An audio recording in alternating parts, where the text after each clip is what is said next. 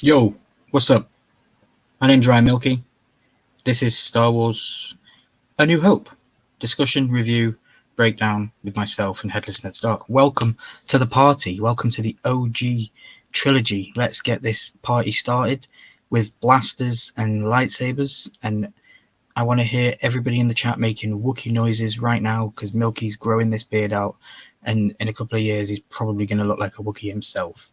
Let's get this chat open and see how everybody's doing. I apologize, I still have been procrastinating and haven't got my own intro on the shared StreamYard. So we just ran with Headlesses tonight, which is pretty cool because I can still showcase him on my channel. As he is linked at the top of the chat tonight, guys, please make sure that you go over there, hit the like, and subscribe to his channel. We are just on my channel tonight, and we're on his on Sunday nights, and then we do joint stuff also on Sundays and Wednesdays coming for Mandalorian. But yeah, tonight he is linked at the top of the chat, so please make sure you go hit that link and subscribe to Headless Ned Stark. We're both pushing together to the stars, and that's what we're going to do. So yeah, I'm going to check through the chat, everybody. Anthony is not here yet. Gotham City Collectibles is, and he says, "What's up, everybody? Hope you all have a wonderful stream. Everybody be sure to smash that like button and have a great time. I'll catch the rewind because, of course, not Anthony. Andrew is live over with Funko Illuminati on the same channel. I hope to go and hang out with those sometime after the Star Wars stuff is done, once the free Sundays become a little bit free. Baby Ice, how you doing? Thanks for being here. And who else we got? We got Nadia, aka Little Monster, all the way from Canada. Hope you're doing good. Thanks for being here.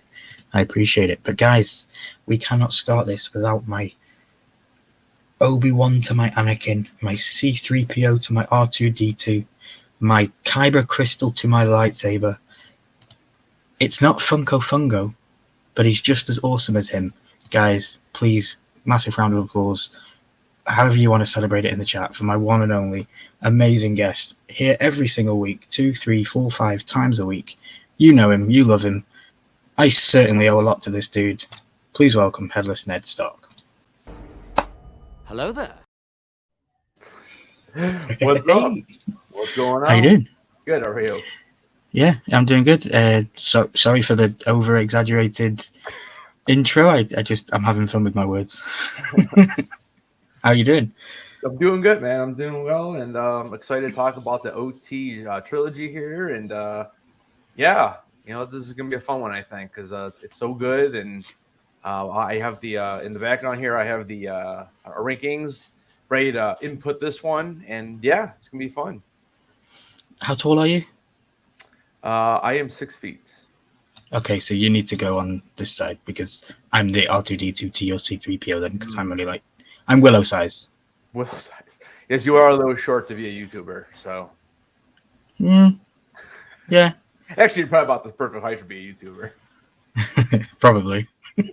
As long as I can fit in this small little window here. That's correct. I'll do pretty good. Yeah. Funko thought it was him. Not quite, but almost. Not almost. Just make sure something clear, Ryan. We all have far away from you. Just to make something clear, Ryan, we are all far away from you. Yeah. In a galaxy far, far away. I wonder if that one. So what do you guys think of my background today? I made this while I was hanging out backstage waiting for Headless. I thought I'd just mess around. I think I got everything right. Episode 4, A New Hope. That's what we're going to start with tonight. So I do have something written down here on my phone. So I wrote in my notes. So we've gotten through the prequels, and I now think that it's been we've had a pretty good time doing it. And now we are on to the cream of the crop. Yesterday, me and my friend, Headless Ned Stark, we broke down Rogue One. And today, this is where, what does it say? And today, this is where arguably the best one of the lot starts. So if I was going to go on a desert island, this would be the film that I would take with me. I love the characters, I love action, the pacing, the setting, the lore, everything else. Nevertheless, we aren't just drooling fans, but we have good discussion on this film too. And I hope you enjoy it, and I hope you all can talk in the chat and have any questions. Remember, Headless Ned Stark has got an IG story up on his IG, so you can go over there and post some questions, and I've been posting a couple this evening and stuff. So yeah, cool, dude. First thoughts on this movie watching it today. I know that, like you said yesterday, you've probably seen this many times. Yeah. I mean, it's so funny because I've been watching this movie probably since I was about 6 or 7 years old. Like I think my first memories as a kid, I'm pretty sure it was Empire Strikes Back because I remember Hoth like specifically and the AT-ATs. And I feel like that was like my first like memory of like when I was a kid. But I tell you what, I mean, we would watch this movie, A New Hope. Like we would watch it so many different times during the year. You know, like if I would stay at my neighbor's house and it happened to be on, like we would all, me, my brother, and my neighbor would just all be laying on the ground, just staring at the little 19-inch TV. That's about, that's pretty much what we had, and just so many times. I mean, and then I took my nephew to see this when he was about 6 or 7 years old when they got re-released. Right before, this is like when when they did the special editions and all that. So I remember taking him to see it. But yeah, it's just a lot, dude. It's just such a good movie. The story is awesome. The characters are phenomenal, and like I mentioned a couple lives ago, on Disney, there's a 6-part documentary about how they created all of this and what they had to go through, and with the ships and the models, and just it's so interesting, really. Back then and back in the 70s, I think it was like 75. I think when they started this thing, filming it, and just all the delays they had, and then the extra money they needed, and how the company just didn't even really believe in them, and just to see what it is now, it's absolutely crazy how it just came from this one movie. Yeah, I was reading up a couple of things today, and I read that George Lucas had no faith in this whatsoever. He apparently put this out there and went on holiday with Steven Spielberg. Yeah. And they came up with Indiana Jones whilst on holiday in Ibiza or something, I read.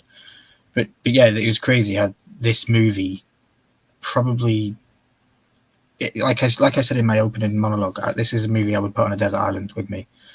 This is one of those movies that will stand the test of time forever. Yeah, it definitely does. I mean, now they've updated it with 4K and all that. It looks great still. I mean, it's funny to watch a movie like this because like a lot of times when you see older movies, you're like, I mean, like take Jaws for example. Like Jaws is a phenomenal movie, right? But, like even Jaws, like the shark does look mechanical. Like you can, oh, that's not a real shark, right? And although yes, we know that the Death Star is not real. Yes, we know F-16 fighters are not real, but they look so good still in the movie. Oh yeah. And that's the thing. And like they were all toys. And yes, okay, I know he's added some CGI because I did watch a special edition. I watched the special edition one today. So get all those old extra bonuses and stuff, which some of them are unnecessary. I don't know how much I love the Job of the Hutt scene. I mean, it's fine, but I watched the Blu-ray, 1080p Blu-ray. Was it special edition or the regular cut though? Just the 1977 regular cut. Okay, so you didn't get the extra Job of the Hutt scene with Han. Is that when he steps on his tail goes behind him? Yeah, I actually did get that scene. Okay, so yeah. So that was a special edition. Yeah, okay. That's what some of the added effects he added. What's up, Blaze? Anthony Blaze says, "I thought this was Star Wars talk." Star Trek. Star Trek. Beam me up, Scotty, or is that the right one? I don't know. How you doing, Anthony? We're talking phasers. Yeah. That is what somebody said. Star Trek is a utopia. Star Wars is a dystopia. Why is that? Because in Star Trek you can just go on those ships and you can put something in a machine and it'll print out a martini, whereas Star Wars, everything's already old and battled and bruised, and it's Yeah, that makes sense. Star Trek is fancy and proper, and then Star Wars is old and rustic. Yeah. Dystopia, utopia. Most of the time it is, yeah. I mean, there's a couple scenes here and there, but yeah, that makes sense. Cool.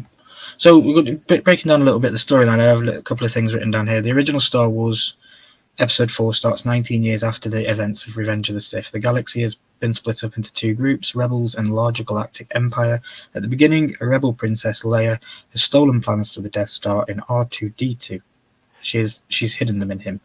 Leia is captured, but she sends R2-D2 and C-3PO to Tatooine to find Obi-Wan Kenobi. It's pretty much the beginning of the story, right? That's right. And I like how it completely left off with Rogue One. Again, Rogue One was my first time watching that last night, so it was really cool to connect the two. And you said it literally ends. Yeah, and I didn't really click because it has been a while since I watched A New Hope. Mm-hmm. But yeah, as soon as it goes into it, it was like, wow. And they matched it very well. Yeah. For these day and age graphics compared to 77. Yeah. I mean, it literally, like, you see Vader looking at the tentative, what is it? I know you said Tentative 4. Tentative 4.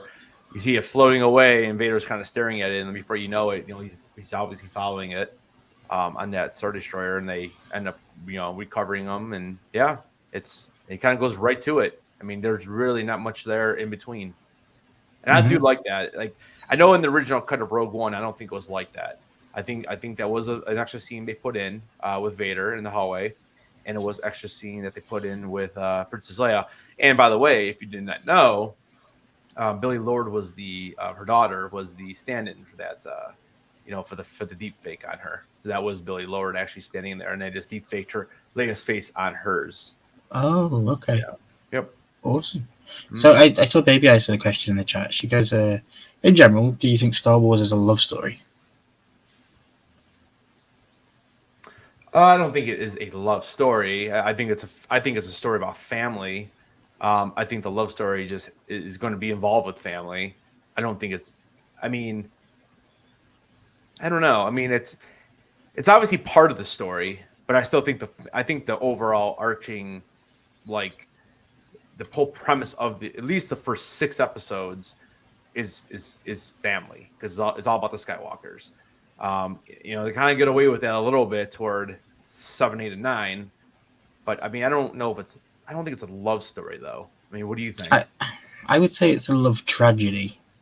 Yeah. More than a, even though it's still at the least same in the thing. first It's three. Still, in the first yeah, three, it's a love even in these 3, because we're not going to. I don't want to go into too many spoilers, but we do have, like, maybe Vader wanting to go good, or maybe I don't know.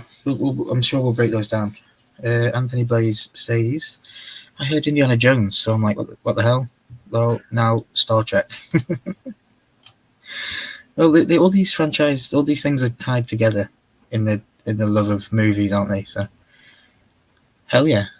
So, we get introduced to a new character in this episode. A very famous character in Star Wars.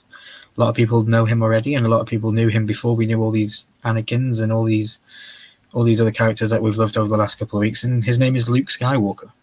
Yes, the story is pretty much about his father and him. That's basically what this whole thing's about. Mm-hmm. First impressions on Luke Skywalker. I know we've seen him as a baby in the prequels, but the first impression of Mark Hamill's portrayal of Luke Skywalker. What do you think of him? Yeah, I mean, he's been my favorite character forever. Boba Fett's right up there with him. Maybe not so much from the book of Boba Fett, but Boba Fett was always mysterious to me, and obviously everyone liked the way he looked. Obviously I've heard people say he's whiny in the beginning, but again, you got to remember, this is a 19-year-old kid who would you, when you're 19, do you really want to be farming? Like, I know I don't want to do that. I want to go play some video games. I want to go hang out with friends.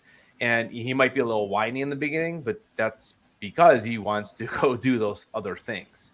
He wants to go to Tashi Station and pick up those damn power converters, He doesn't want to be, cleaning up droids and all that. So I get to a point why people will say he is whiny, but again, you got to remember he's 19 years old. So it makes a lot of sense. What I really resonated with him was his sense of that he doesn't want to just stay put and do nothing. He wants to be a pilot. He wants to learn about the universe. He wants to go places. And it's just unfortunate that his uncle and aunt, who obviously we know why they want him to stay put, because we know whose son he is. But that's the thing with the movie, that he just keeps pursuing it, and and eventually he goes. And unfortunately, it's a tragedy for his family, that kind of pushes him that direction. But yeah, I mean, I think Luke is. I think his story arc through 4, 5, and 6, it's got to be one of the best ever, because it just has to be. Just all the struggles he has. Even in this movie, there's some struggles, and there's so many struggles in Empire Strikes Back. And I think this is where we really run into an issue with what happened with Rey, is that she didn't go through any struggles. And I think that's what people's most disappointing part with the sequels is that it's like she's just so powerful right away, and there really was no explanation except that she is someone's certain somebody's granddaughter. Mm-hmm. Yeah, no, I really like Luke in this. I like that we see humble beginnings for Luke. Mm-hmm. He's not just instantly in this world. He's not instantly just assumed to be great. He's a nobody, basically, and he just so happens that the Force wills itself upon him so that he can find out and just stumble across this information that he needs to stumble across. I do have another paragraph here in my notes I put. So next we meet Luke Skywalker, who is anxious to get out of his uncle's simple farm life. Luke purchases the droids and sees the message from Leia to Obi-Wan. They end up meeting Obi-Wan, and Luke learns about the days of the Jedi, the Force, and Darth Vader, who studied under Obi-Wan and killed Luke's father. Luke is also at this time given his father's lightsaber. And that was my end of my paragraph there. Mm-hmm. So anything you want to add from there? I know that's quite a bit of that. I kind of just added quite a bit in, but we're only going to be here for like an hour or so we're not going to be really detailed into the movie and stuff. And yeah, if people do want that, maybe we can bring that back in a future episode for the slideshows, because I know I probably want to bring those back sometime too. Mm-hmm. Also. And I definitely think that this movie is a perfect movie for the slideshow effect. Yeah, because there's so much detail, so many great scenes too. Because I'm going to do my AI video tomorrow, right? And so here's one thing I've always had an issue with, after the prequels are made, is that when R2-D2, when Obi-Wan finds R2, like, how does he not know who R2-D2 is? It's one of my biggest issues I have with the continuity with like the prequels going into the sequels. At least they explain that like they were, the droids did get their memories erased. Okay, so they do mention that in Revenge of the Sith. And on Vader's side, you can understand that he might want to get away from everything that was reminding him of Anakin. So, but like, why? Yeah. But how could Obi-Wan Kenobi not recognize him? I mean, he's with R2 almost in all 3 of the movies, and I mean, that's one part that's always been a problem for me. They never really addressed it. So that's going to be my top question tomorrow on the AI video. I want to see how deeply I can dig into this without having a generic answer. Maybe I says it's been 19 years. He's probably got dementia. Yeah, dementia. But he still memorizes. He still remembers everything else. I don't know. And the cop out answer is always like, oh well, yummy droids are in the world and blah blah blah blah blah. I mean, Luke's calling him R2. Like, it's not like he doesn't have a name, So I don't know. That's one of my biggest issues. But again, that's not an issue with this movie. That's an issue with what he did and how much they had him hang out, I guess. I don't think George fully understood the capabilities of having to try and reconnect prequels to sequels to originals, and I just think it was a bit too much of a struggle. But yeah, I mean, I think they've done well. Yeah, and these two, they're on the thumbnail for a reason, because they're 2 of the most iconic droids in the entire franchise, if not the best droids in the entire franchise. I asked you a question on Instagram that kind of, I was on the thought path of these 2 at the time that I asked it. It was about, I will get to it later, so I'm sure. But yeah, so anything that you want to add up to the point of the storyline where Luke is given his father's lightsaber? I don't think so. I mean, it's the ship gets attacked. Leia throws the plans into R2, and they get in the escape pod, and the reason why they don't get shot down is because there's technically no life forms found, which I still find is weird. I'm like, well, why wouldn't you just shoot them down anyway? Were you guys low on ammo or something? I always found that a little odd, but there has to be a way for them to get down to that planet. But yeah, so I mean, no, it's then we get introduced to Obi-Wan, and he saves Luke from the Tusken Raiders. I mean, Luke does get his butt whipped by them, but yeah, no, and we, he tells him about how his father is, used to fight with him in the Clone Wars. So we get a little backstory, and then we get a small little lie there, saying that he was, betrayed by his student Darth Vader, and that's how his father died, and that kind of ends that story until we get more information in the next movie. What's up, Big Hey, Easy? Big Easy. Thanks for stopping in. I appreciate you, brother. I hope everything's going okay with the house and the move, and can't wait to see you back on our screens.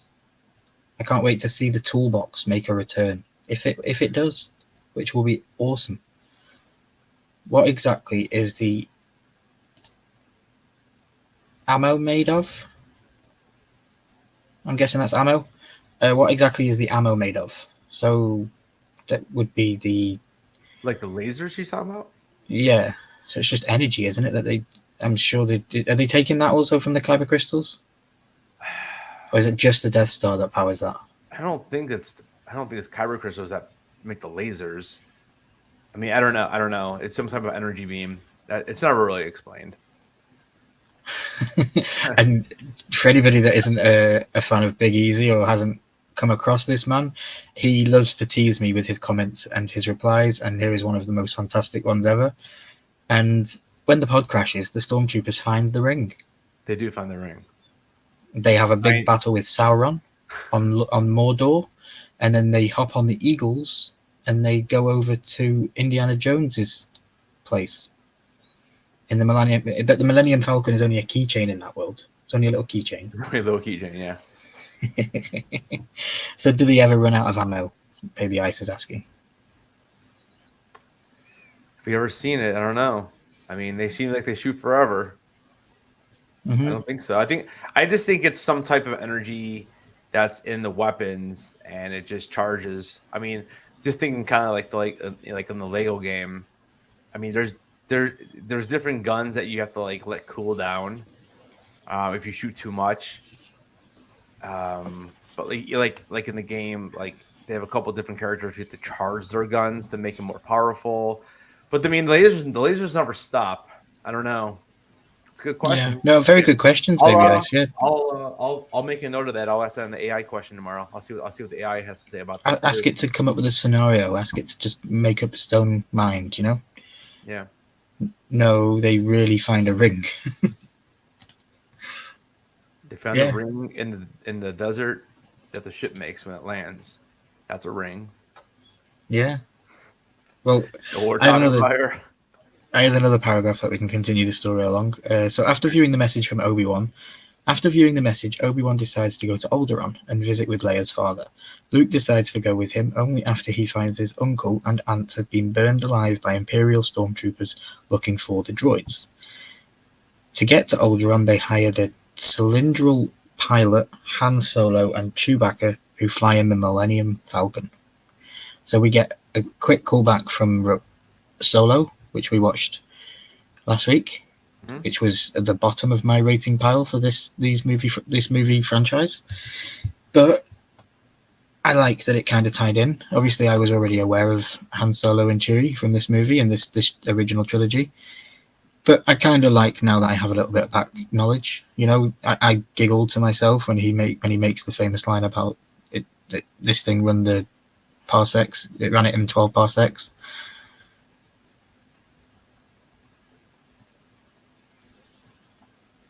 So yeah, I was just hanging out and chilling, and I loved Chewie in this, but I disagree with the way that he talks to him and understands him in Solo, but he doesn't really understand him in this one, if that makes sense. Yeah, I mean, well, what do you mean he doesn't understand him? Well, he doesn't really he doesn't talk to him. Like, No, he doesn't talk to him. yeah. Yeah. But I mean, he only really does that in that one little scene. Like you're talking about him, like Han actually talking in Wookiee or whatever. To Wookiee, yeah, him talking to Yeah. Wookiee, yeah. Yeah, I mean, I think I just think it was meant to just basically show that he knows how to communicate with his kind, and then after Chewie understands that, then I think that's why I think Chewie just understands English. He just can't speak English, and then Han, he can understand what the Wookiee says because he just knows or whatever, because he just learned the language or whatever. I think we looked that up. Why does he know that? I think it says it because he learned the language in his travels and all that kind of stuff. Okay. So I was watching this movie today, and I actually watched it twice today because I fell asleep the first time because I haven't actually been to sleep yet since yesterday. I've just been up and working and doing stuff in the house. So yeah, I kind of watched Star Wars twice. Well, one and a half, I'll call it. There's a new bad guy in the town that everybody missed, and even George Lucas missed this opportunity to give Lord Emperor Sith Lord Tarkin, because this Tarkin dude in this movie is a badass. Oh yeah, I mean he's amazing. Peter Cushing's awesome. Yeah, and I all the way through it, I'm thinking, just why can't he be the Emperor? He's basically he was bossing Vader around in this episode, and I was like, dude, you've got a big pair of Spaceballs. See what I did there? Hey. Oh, well, yeah, I have another paragraph. That was why I mentioned Grand Moff Tarkin. So meanwhile, Grand Moff Tarkin decides to make a show of force to Leia and the other rebels and destroys the entire planet of Alderaan in one massive shot. Now, you've got to bear in mind, the last two movies we've seen this Star Destroyer being used. The Death Star, being used. And it was never as impactful as it is in this movie. Yep. Like, it just made a tidal wave in Rogue One and kind of kill people that way. This thing obliterates an entire planet like that. Like, they really, really changed the batteries in this, didn't they? They went real down below, changed the batteries, and now it's got like superpower again. Yeah, I think it's just showing the process of like, what it can do. I don't think it's always meant to just destroy a planet like it did. I think they're kind of going through different phases and different strengths of the weapon. I think that's kind of what they're trying to show. Because in Rogue One, it happens twice. It happens in Jeddah, and then it happens in Scarif too.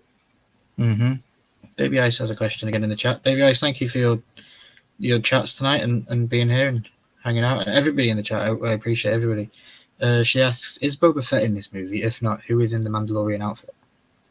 So in the original 1977 cut, Boba Fett's not in the movie, and there is nobody in that armor. In the remake or the special edition, not remake, special edition, he is in there. He's in a smaller role. You kind of see him when Jabba the Hutt shows up. But yeah, in the original cut, he's not in there. He doesn't show up until Empire Strikes Back. Okay.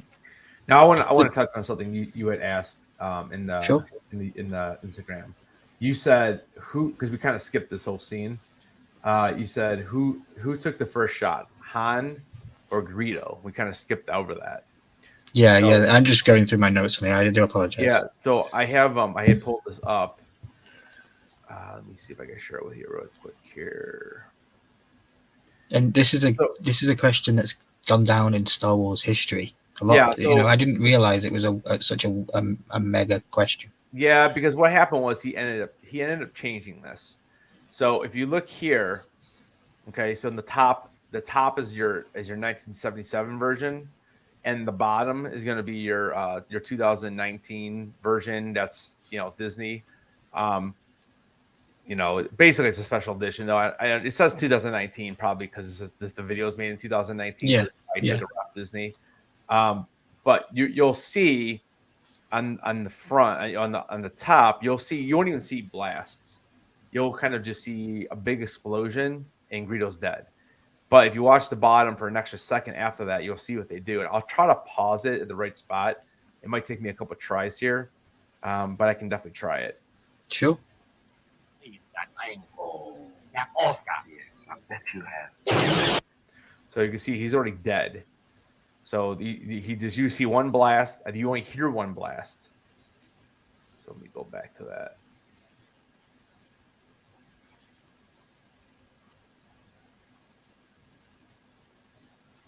Remember, if you click the little settings wheel at the bottom, you can change the speed. Yeah, that's right. This is where I want to be. I bet you have. So it's one shot. Now watch the bottom. This is and the bottom is what they redid. See right there? Yeah. You see The red bullet hit the wall next to his head. Yep. Right there. So you can see they have him shooting first, and then he shoots him afterwards. And that's the big argument, is because Greedo never gets a shot off.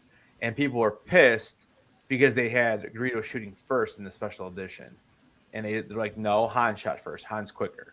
So that's why. And really, if you watch this, strike the wall, it's like right up here. So I mean, technically, you could have killed Han. He just has bad aim, I guess. Like everybody in this movie. Yeah. So I mean, you can see right there. So in the one I watched today, I saw the red beam on my right. version. That's the special edition. I bet you have. Yeah. See, so wow. You can see it hitting the wall there. I mean, you really gotta be quick on the pause or go slow motion. But you got it perfectly earlier. Oh, there you go. Right. Look there. at that. That's ricocheted off the wall. Yeah, there you go. So you can see it just misses them, and then you see the big explosion. That's the shot under the table where it killed him. Like that. But yeah, that's kind of what that's what the big argument is because in the original he never even gets a shot off, and in the remake, just because again I think he wanted to make it look like the shot was coming up, with the laser, but people are mad because I'm like, yeah, he never got the shot off to begin with. So that's that whole argument of who shot first. Okay, well, thank you for clearing that up because I genuinely didn't know that they did that. Yep. I watched it and because again I'd watched it the second time with the intent of asking questions while watching and yeah, that came up in my head and then I googled it and I was like, oh, this is a question that's been a long-standing thing. And then I know there's another question that says, why don't they serve droids in the cantina, but they serve all the other species? I have no idea. I don't know what the answer to that is. That's an AI question tomorrow too. I got 3 questions now. That's a good one. I'm not really sure because you do see droids serving drinks in other series. I don't know why at Mos Eisley they don't serve droids. Yeah, weird. And another one that comes to mind is, why is the spaceport on the planet and not in space? Why is the what? The spaceport, isn't it Mos Eisley spaceport? Well, it's a spaceport. It's just where pilots come in and they land their ships. Okay, think of right. yeah. So think of like an airport. Yeah. Yeah, think of an airport. Exactly. It's just It's just where it's where they drop in. Yeah, and that's why there's like a cantina there. Think of like a airport bar. Kind of the same. Cool. Same thing. Yeah. Cool, Baby Ice. I will get to your questions on my IGs as soon as I've got through the plot that I've wrote down on my phone, and then we'll be able to hang out. We'll be here for another 25 minutes or so, guys. So please don't forget to hit the like button. Definitely check out the link at the top of tonight's chat. That's the link directly to Headless Ned Stark's live stream next week, where we'll be talking. What's the next one? Empire Strikes Back, and then Empire Strikes Back. Yeah. Next weekend, guys, you don't want to miss it. And I know you're here now, and I appreciate you being here, but next weekend is going to be epic because we've got Empire Strikes Back and Return of the Jedi back to back. There's going to be a cool double live stream, so you definitely don't want to miss that. But to continue with my plot lines that I've been writing down here, so we ended previously with the Alderaan being destroyed, and we just spoke about that. And then I continued to go on that the Millennium Falcon is caught by the Death Star, and Han, Luke, Obi-Wan, and the droids stage a rescue for Leia. However, things go wrong as they are caught up in a trash compactor, where they narrowly escape being crushed alive, one of the most iconic scenes ever. Mm-hmm. They then escape, but not before Obi-Wan invaded Duel with lightsabers, and I'm going to stop there. I don't want to continue a little bit more. I'm going to just stop at Obi-Wan and Vader dueling with lightsabers. But let's rewind it a little bit. Anything to say about the trash compactor scene and the stuff that leads up to this? One of my favorite parts of this entire movie is the chemistry between the three of them when they rescue Leia. I just think it's brilliant. Yeah, I And mean, it's knowing when I first watched it, not knowing that they were related, brother and sister, it was even better. Yeah. Yeah, I mean, the scene is fantastic. And they have it somewhat funny to a point because they have Chewie blasting everywhere, and you see the lasers bouncing everywhere because it's magnetically sealed, and that's why you see the blasters going all over the place. Then you got the little creature who comes out of the water or whatever he is. You don't ever get to see more than that. And I think in video games, I think they've shown what the whole body looks like, though, if I remember correctly. Okay. I think there's a video game out there that does show exactly what kind of type of creature that is, because you really only do see this little eyeball pop up. And what then he's got is like a little tail or whatever that is, tentacle, I guess. It's like a snake underwater, really. But yeah. But yeah, I mean, it's just a great scene. And then, they do like anyone would do. You grab those little metal pipes or whatever those were, and they're trying to prop it and stay open. And they're just getting crushed.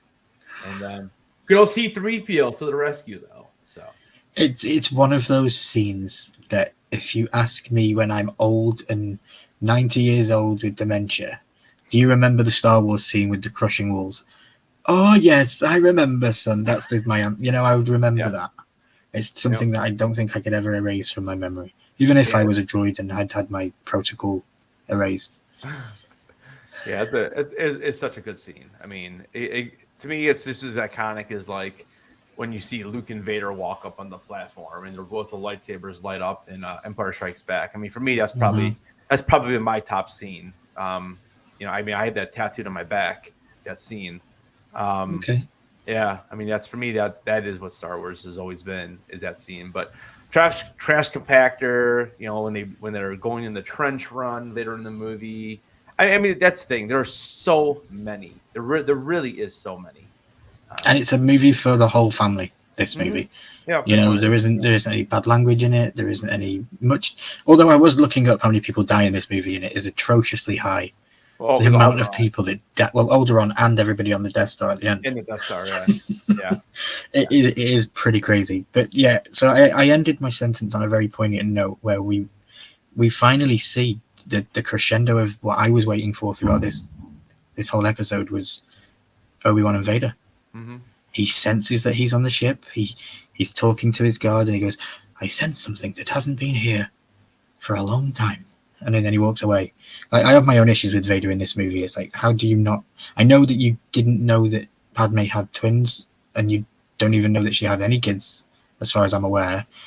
But still, if you are so attuned with your Force, your old way of the Force, how do you not sense that she's anything?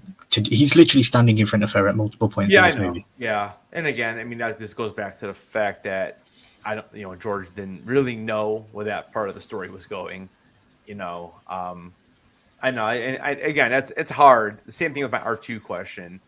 When you made this movie, we're talking about, 18 years after or before the other movies even came out or whatever. So, and these are literally third world reasonings that I'm picking up, because I would never have had this understanding if I hadn't have gone back and watched this chronological order that we're doing now and having the understanding and all this kind of stuff. So it was just crazy. But yeah, I ended it on a cliffhanger of a sentence, and my sentence continues.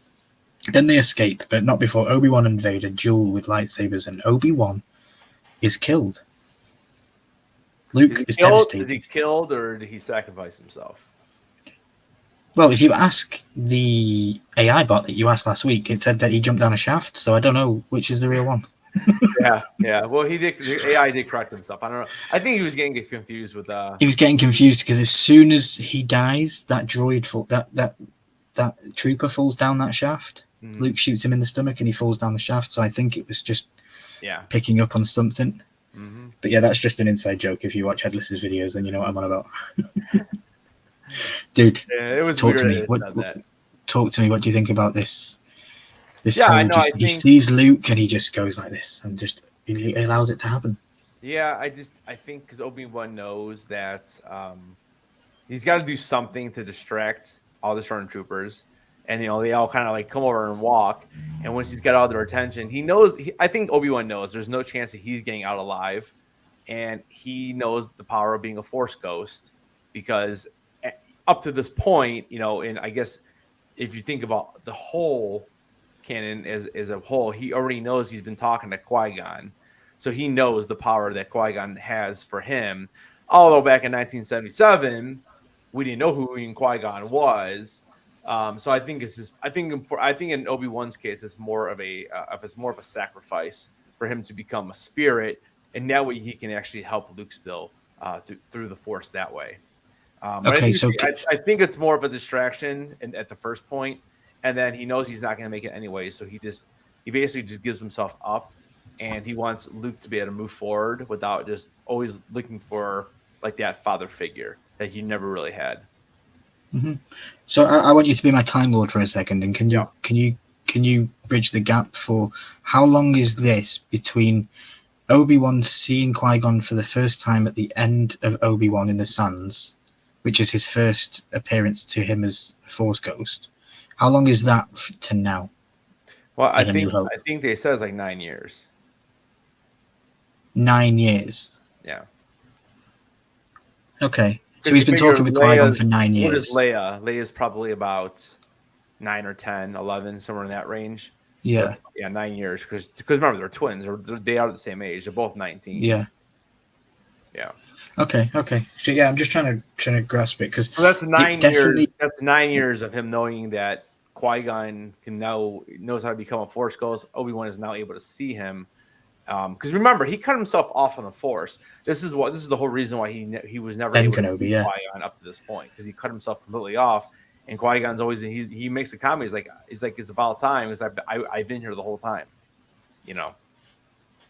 And I think Luke, he sees Obi-Wan in the next movie as a Force ghost because I think Luke he understands the power of what the Force can do and what Jedis do, and his father was one, and so he has all those different connections with the Force, which so it's not like that's why he's able to see Obi-Wan so quickly.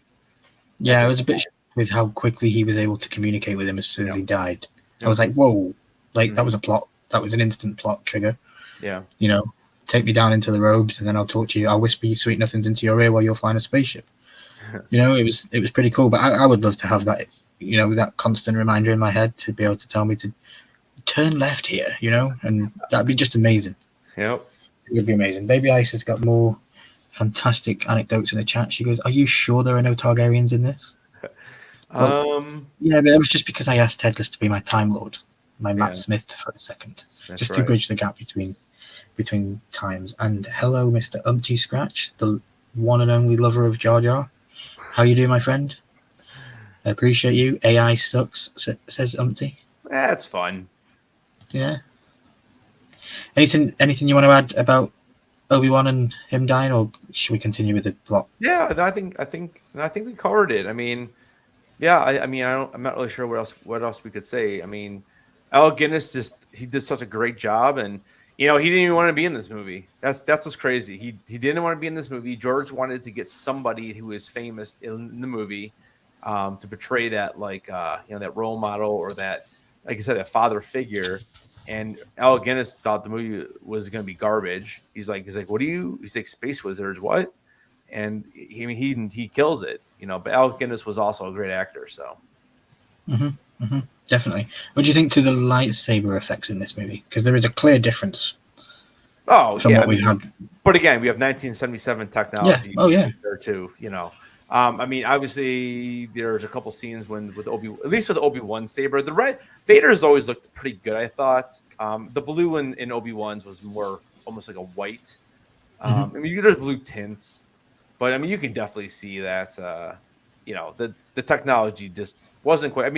Even though by the time Empire Strikes Back comes, it's much better. There's a huge difference in the lightsabers in Empire Strikes Back compared to A New Hope. So he obviously fixed the technology or however they, the CGI or whatever. But I Mhm. mean, yeah, there is a huge difference. Cool. And Baby Ice goes, "Oh my God, more incest, the horror." With Luke and Leia and Targaryens, and yeah, Yep. I suppose there's the tie that connects this whole crazy stuff with myself and Headless. There you go. So I have my If last it has incest, paragraph. we're gonna cover it.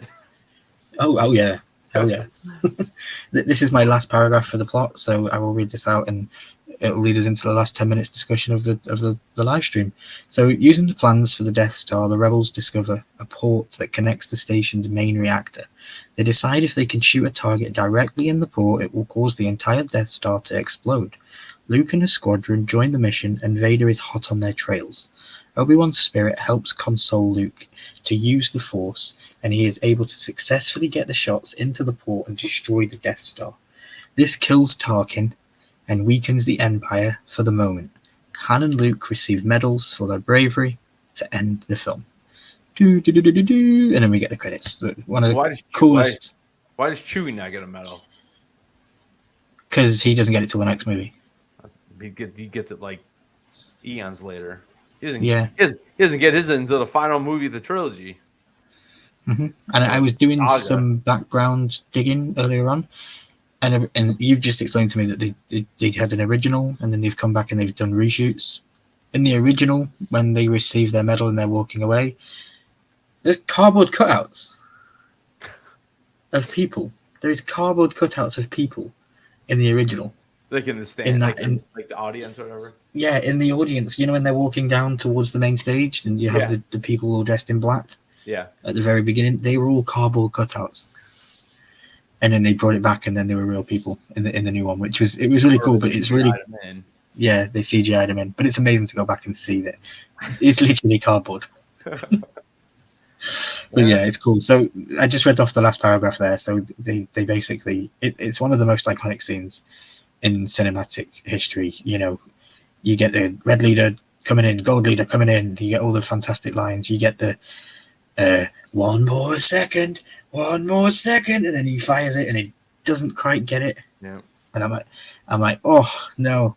And then we get Luke, use the Force, Luke. It's just such an iconic. Yeah. It's like a soundtrack that plays off in my head when you think about it. You know, takes off the targeting system. Luke, are you okay? Your targeting system is offline. I'm okay. It is amazing. Fantastic. Yeah, and for me, I would have crashed into one of the walls or hit one of the guns. I wouldn't have been paying attention. I don't know how those things can just stay straight as a die and still not get hit with a single blast. I know. They do get a lot of them though. They do. So yeah, how did you feel when you first saw the whole boom? The whole how what was your first? Do you remember your first reaction of when it went into the reactor? Yeah, I mean, it's such a long time ago. I know. Yeah, I mean, it's so satisfying. Obviously, I mean, it's a happy ending and all that. But I mean, the movie, the whole movie, there is that internal struggle and the physical struggle for Luke. And I do remember like when he's swinging across the line with Princess Leia when he gets out of that.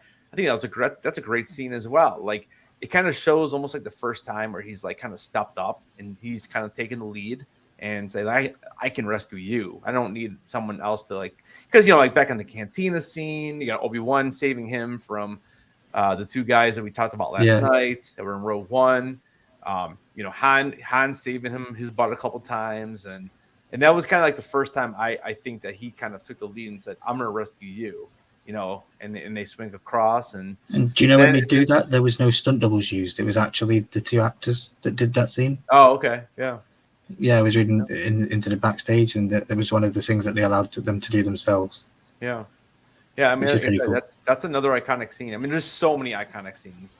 And then with the special edition, when you blow up the Death Star, now you have to the light to go up and down, or the explosion is like this. I think it's this way.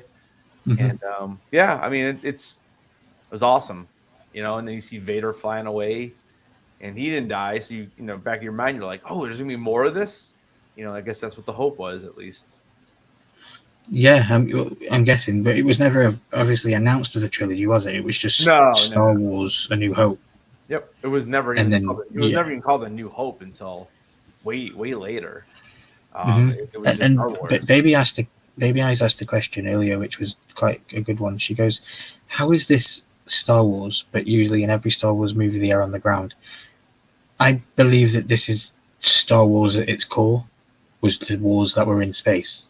Mm. And then with the prequels and the sequels, we kind of go to different planets and explore different characters and stuff.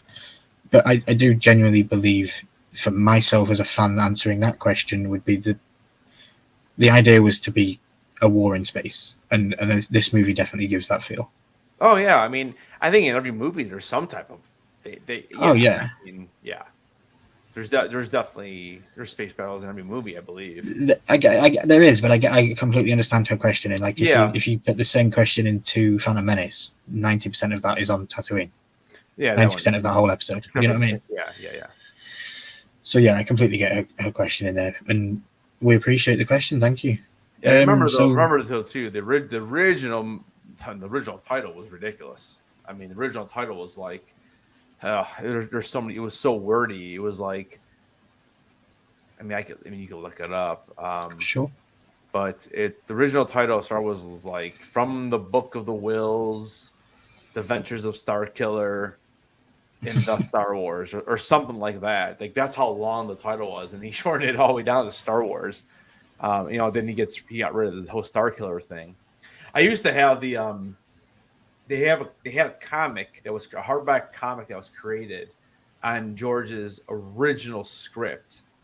It's a little bit of a mess. It really is a bit of a mess, and there's a lot of different things in there. Some of it's the same, but yeah, like Luke is like he's not even like he's in the movie. He's in the comic, but it's Starkiller. It's just this character named Starkiller. And I think what George did with this final movie, I think he took both those characters and almost blended them into one. Because a lot of stuff that Starkiller does, Luke ends up doing in this movie. Okay. But yeah, I mean, yeah, and that's hence that's why in Force Awakens they call it Starkiller Base. That's JJ, giving homage to George Lucas's original product. And that's why it's called Cool. Starkiller Base. Yep. Cool. I'm going to open up my Instagram and I'm going to see if I have any questions submitted from our lovely followers over on Instagram. Guys, you can follow myself over on Instagram at RyanMilky14, and you can follow my good friend Headless over at Headless_Ned_Stark on Instagram. That's correct, right? Mm-hmm. Yep, you can go follow him over there as well. Yeah, guys, stalk us over there, ask us questions and send us messages and tag us and stuff. Don't ever be afraid to tag me in absolutely anything that you see on the internet. I'm more than willing to have a laugh with people and to discuss things. So, and I'm currently 73 away from a 1,000 on Instagram. So we're definitely pushing for that. And I'm just going to open up my stories now and we'll see if we've got any questions submitted. Oh, we do. Okay, thank you. So Baby Ice has submitted some questions to me. She goes, who actually was leading the rebellion? So the leader of the rebellion was Mon Mothma. At least she was one of the generals. She is not in. She in the New Hope. I believe she is in a New Hope. So she was in Rogue One briefly, and she actually is in a lot of Andor. Okay. But she's also in Return of the Jedi. Let's see, Mon Mothma. So Mon Mothma. What a name. Mon Mothma. She's a human politician and revolutionary leader of who I just skipped that helmet. Was one of the founding members of the Alliance to restore the Republic and its civilian leader. Blah blah blah. Yeah, so she was one of the leaders. I'm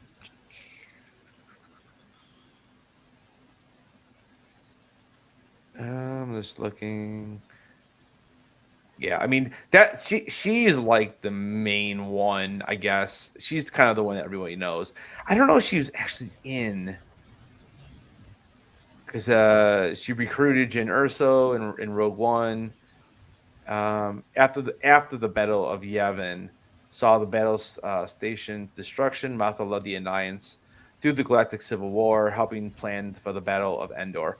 So, I mean, I don't think she's really in A New Hope. Okay. But I know she's a very important character, which is why she's a big character in Andor. I mean, that is the one cool thing, I guess, about Andor.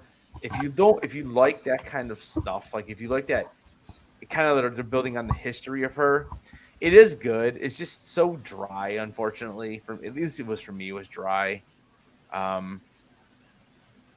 Yeah. Yeah. I can kind of understand what you mean. I've seen little tidbits. I tried to watch one episode and I did get bored, so Yeah. I do need to probably wait until I'm done with my Star Wars binging of the movies and then see if it's a feasible thing to put my head into, because I know I want to watch Clone Wars and stuff like that. So, but we'll definitely get to it. She's in a couple episodes of I think Rebels too. Mm-hmm. So I asked a couple more questions. Sure. Did you answer the other one? Yeah, I was just looking. Yeah, Mon Mothma.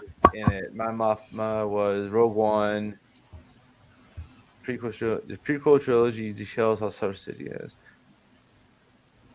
Yeah, I don't think she actually is in. She does have an appearance in Revenge of the Sith, but she doesn't. She's actually not in anything until Return of the Jedi's. In Return of the Jedi. Okay. So Baby Ice 9119 on Instagram asks another good question, and I'm probably going to add a little bit onto it. She asks here in her words, why is it that the Force is so strong, but Vader can only sense Obi when they are close? And I want to add my bit onto that. So throughout this movie, now we've kind of seen two big things happen within the galaxies to do with the Force, and certain Force sensitive characters have picked up on it. Like Yoda was always picking up on imbalances in the Force, and when Alderaan is destroyed in this film, Obi-Wan picks up that there is a change in he can sense that a lot of people are dying and a lot of people are crying right now. So if that's the case and these two people can do this, and we are made to believe that Vader is even stronger with the Force, again, which pretty much cements Baby Ice's question, how is it that he only senses him when he's right there, when he's I mean, I don't think that you can't think of the Force like you being able to know everything. That's not really what it is. It's the person's ability to be in tune with nature and all living things. So it doesn't mean that if you live in a different planet, that I know exactly where you are. It's not a homing beacon, It's something that it's something that you feel inside of you, but something's got to trigger it. And by Obi-Wan Kenobi coming to the Death Star, that is what triggered it.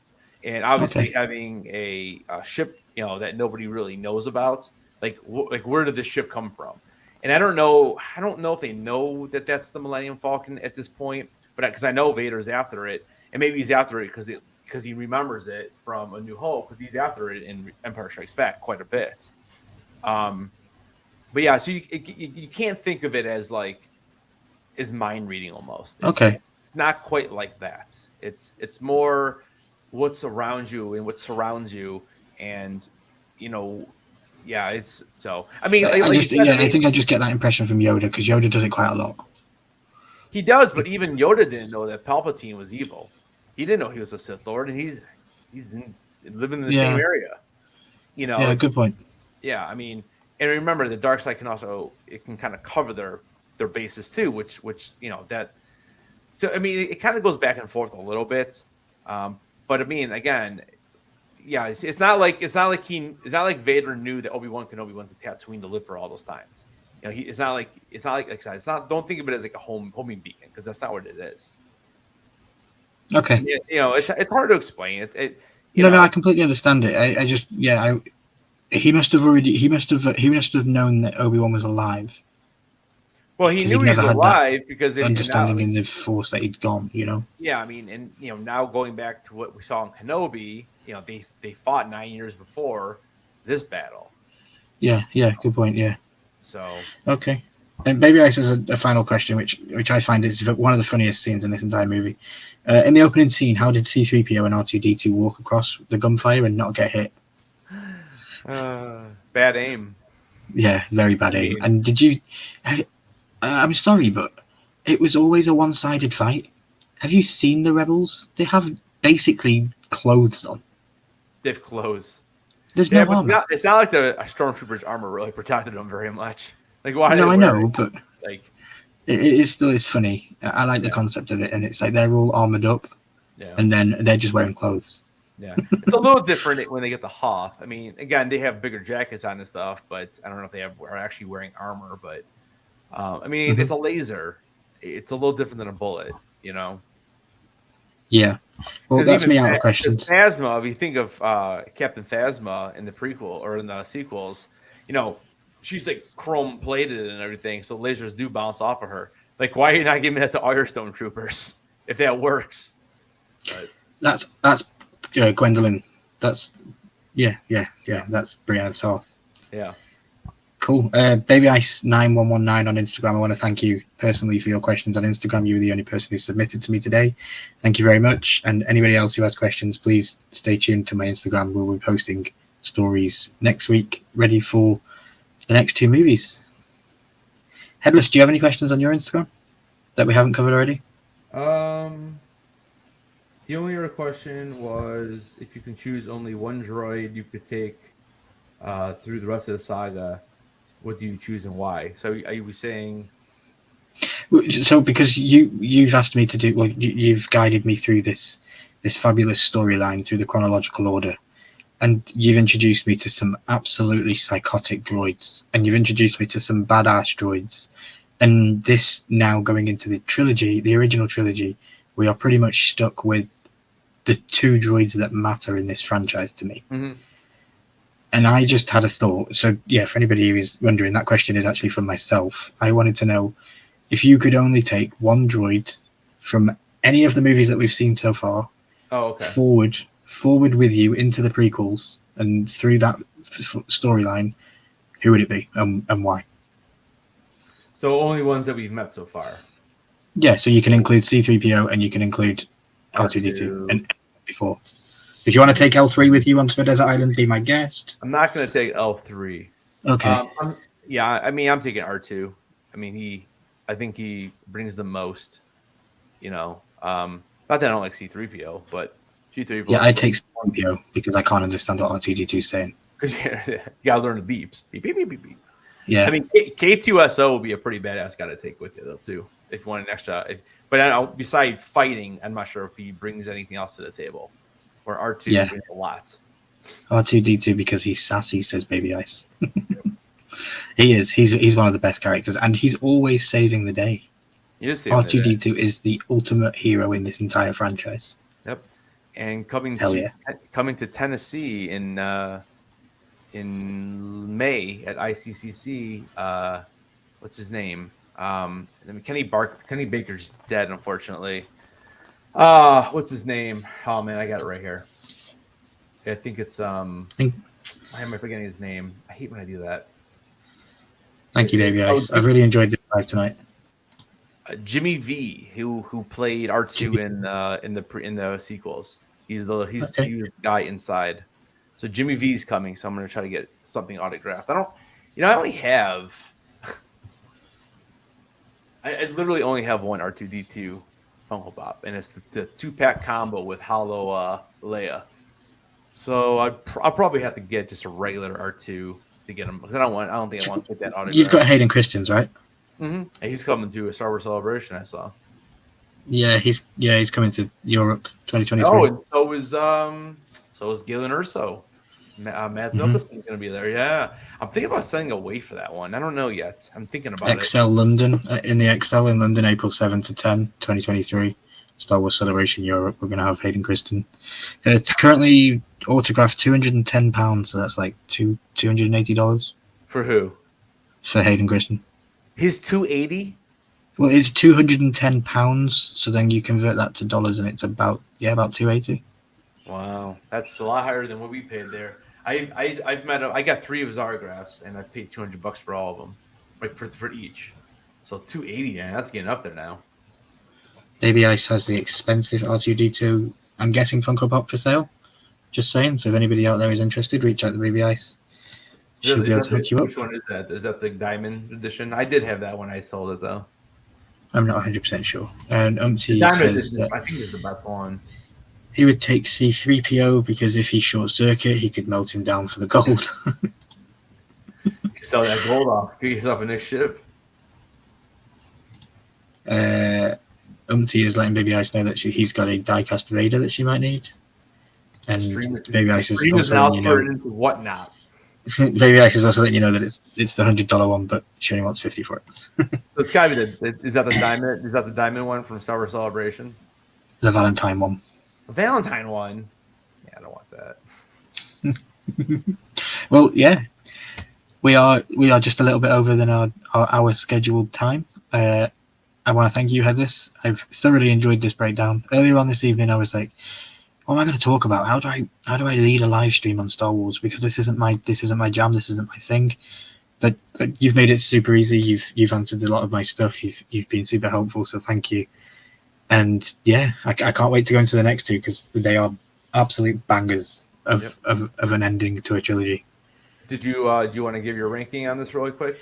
Yeah. Could you just pull up it? Could you just pull it up backstage so I can see? Yeah. I don't want to give the same score to another movie.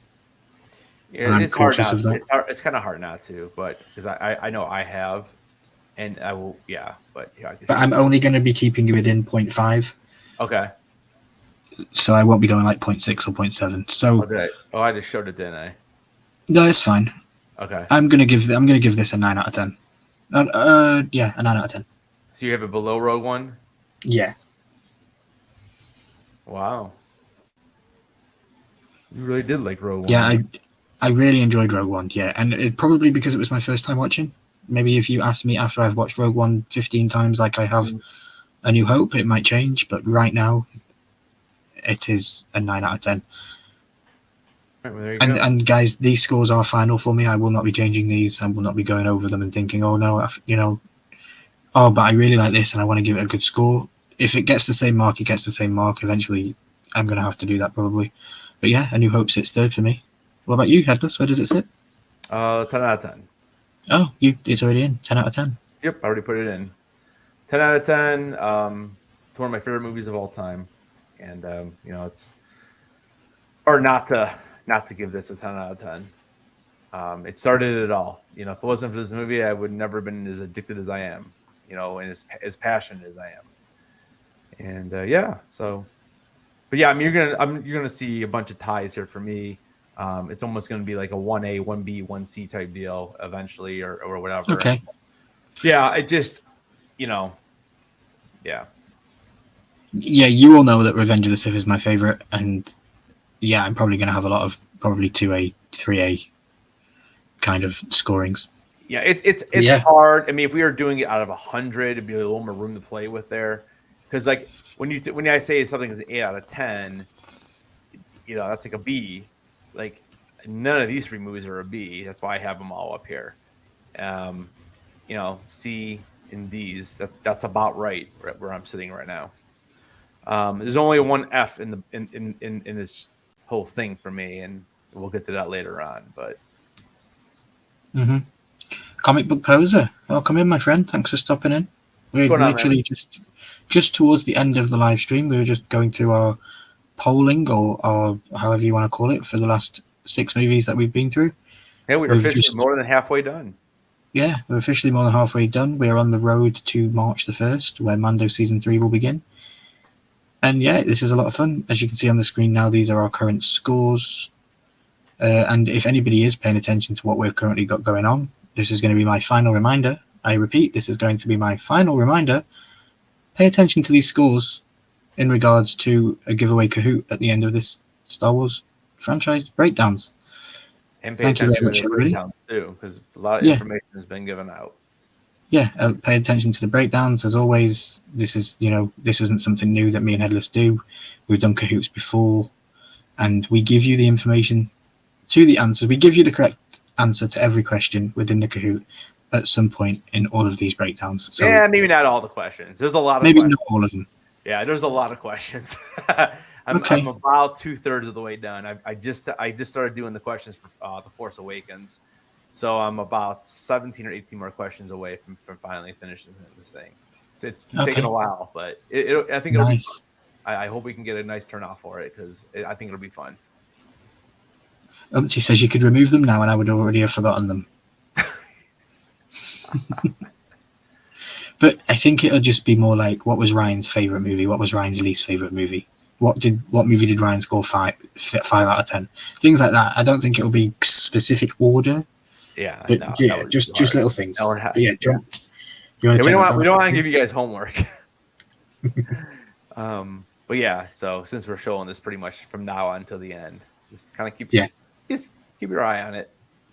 But I'm just going to stop reminding you all about it. So yeah, eventually it will just fade into obscurity, and it'll be something that's part of the live stream. Cool. Well, yeah, let's say our goodbyes and let's get out of here. Let everybody enjoy the rest of their Monday evening. All right, sounds good. Do you want to bring this one down? There we go. So yeah, Headless, thank you very much. Thank you again for guiding me through this fantastic journey through space.